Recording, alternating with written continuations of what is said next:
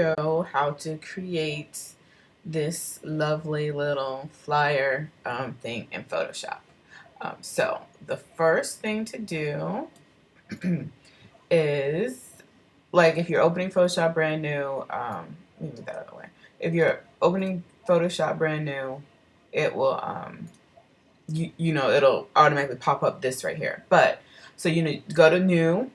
What I usually do is just start with like a letter size image for something like this, and you can always change it so it's the other way around, just to make it easier in the long run.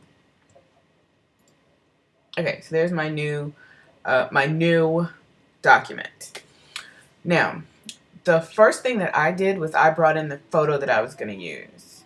So I should have like found it ahead of time.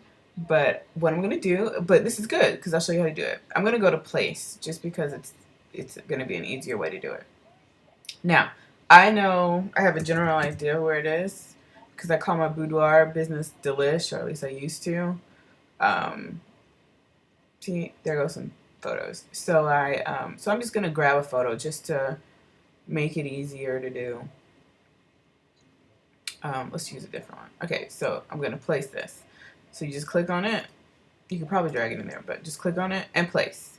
So there's my image. Now normally for this I wouldn't watermark it, but since I'm trying to make it really easy and simple, boom, there you go. It's watermarked.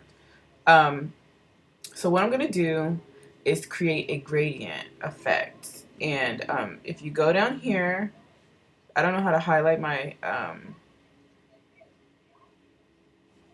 mouse. So just look at it. Look where it is and look where I'm going with it. Down to the left corner. I'm gonna make this full screen. Okay. Down to the right. I don't know left and right. Down to the right corner. This little thing is the gradient tool. Sorry, this right here is the mask tool. So that's what I'm gonna do first. Create a mask. And what a mask does is it covers up something without erasing it. I'm going to show you. I just went to the brush tool by pressing B. I'm going to make it really big so you can see what I'm talking about. And I've selected the mask layer, which is right there. And I want to make sure it's in black. And we see when I cover over it, it's not 100%, it's at 50%. It looks like it's erasing it. But the good thing about the mask is that it's just the mask. So if I want to undo it, I can just fill it with white or black. So I filled it with white and boom, we're back. So anyway, that gives you a general idea of what we're doing. So I'm going to create a gradient. So if you go back over here to the left where your tools are, this right here is the gradient tool. Now it might be, it's with the paint bucket and some other stuff. This is CS6, so it's got some different things, but it's the general thing. So gradient tool. And I never remember which way to go first, so I'm just going to drag it this way and see if that's the right way. Yep, so that's the right way. So I'm going to undo, Control Z, just to make sure I get my gradient exactly where I want it. So, boom, there you go. There's your gradient. And if you notice, there's a little bit of a harsh line right here. In order to fix that, to take it out, just take your brush. So hit B for your brush tool. I'm gonna make mine a little bit smaller. I'm not gonna use all the keystrokes just so I can show you exactly what I'm doing. And what I like to do is just brush over it, and I'm making sure I'm on the mask layer. So, and that helped to take out that little dark line. Okay, so that's that. I don't like to flatten my layers. I like to keep them all there so that I can change it out. Because let's say I wanted to put a different picture in there. I could just take that mask layer and bring it up to my new picture. And I'll show you an example of that. So what I'm doing is I'm creating a new layer. If you go down to the right bottom, right here, the little sticky note, that's a new layer. So I'm going to create a new layer. I'm going to go back to place and just place another image there. It usually will show you right where you went, but it didn't. So it's okay.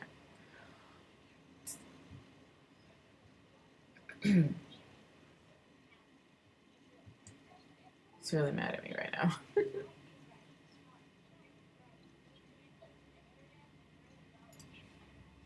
Okay, so it's coming up.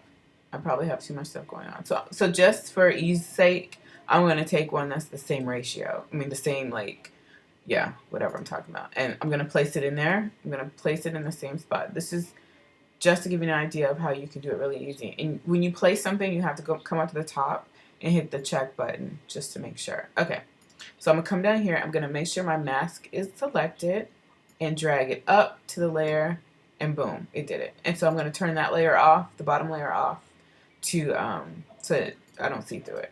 So there you go. All right. So that was a little bit of a sidetracking, but that just lets you know. Because what I do is I like to be able to change out my pictures and stuff. So I'm going to turn that layer off, but leave it there. That's just how I work. So I'm going to come back down to the right and create another layer for the text. Now text is T. I use a lot of shortcuts. So you can hit T and it'll bring up that. Or you can go over to your, you can go over here and to your toolbar, and you'll see a T for text. Yeah, all of them should be T's in there. Okay, so all I do is I create my box, and that's where I'm going to type. So for this, I said boudoir marathon. So right now it's in white, or there it is, it's in black. It just took a second. So there you go. You typed in there, and you have your words there. Now you can change your text. All of that is up here to the top, and you can change it, make it whatever size you want it. Even though the sizes might not be listed here, you can type them in. It only goes up to 72, but if you want to make it bigger, you know, you can type whatever you want to type in there. For me, to get the look that I had, I have a font called Ando that I actually had to purchase when I had my branding done. And so I have that so that I can use it in everything. And so what I did was, it comes in all these different, like bold, semi-bold, thin, all that good stuff. So I like to mix and match that stuff. So that's what I did for mine. And I just manually mixed and matched. And that's just how it goes. Now, let's say you want to change the color. If you go up to the top, you will see the color. It's black right now. So I click on that black, and you know, you just pick whatever color you want and it'll change it. And if you see, it just changes it just like that. And that's a good idea. So you can keep doing this. Every time you draw a new shape with the text tool, it creates a new layer. So that's something really good to know. And like I said, I like to keep all of my layers open in my Photoshop file, just so I can go back in and change it and add stuff if I need to. So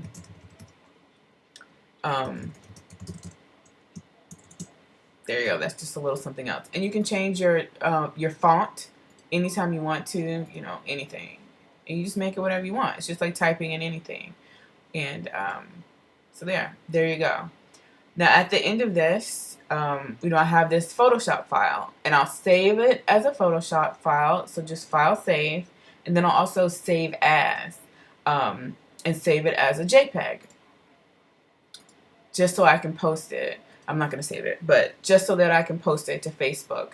You can also do save for web, but I just didn't do it because that's not my favorite way to save. But it's perfectly acceptable, and that's probably the way I should save. So anyway, that is that's how it was done. Really easy, and that should be it. All right.